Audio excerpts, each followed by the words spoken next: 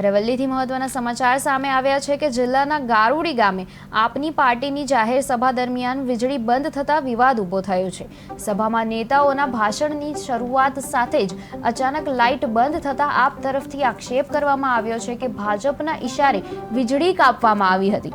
આમ જણાયું છે કે જીઈબી અધિકારીઓને રાજકીય હથિયાર બનાવવામાં આવ્યા।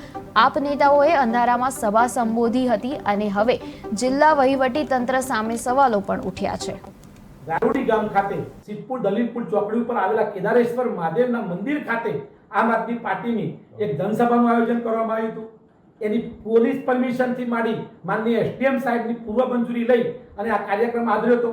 ક્યાંક ને ક્યાંક ભાજપના તાનાશાહોના ઈશારે મારી ઇવેન્ટ શરૂ થાય ત્યારે તરત જ અમારી લાઇટ કાપી નાખવામાં આવી।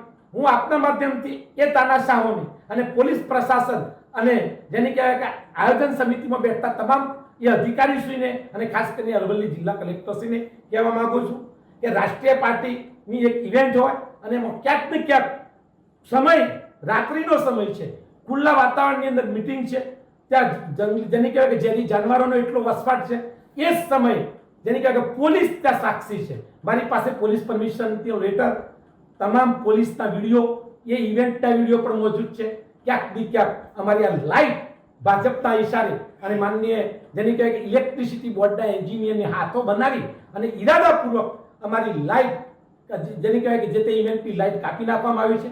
અમારી ઇવેન્ટને આ લોકો ક્યાંક ડ્રોપ કરવા માંગતા હતા। એ લોકોને હું જણાવવા માંગુ છું આપના માધ્યમથી કે તમારા તમામ પ્રયત્નો પૂરા કરજો। તમારા એક પણ પ્રયત્નથી અમે ડરવા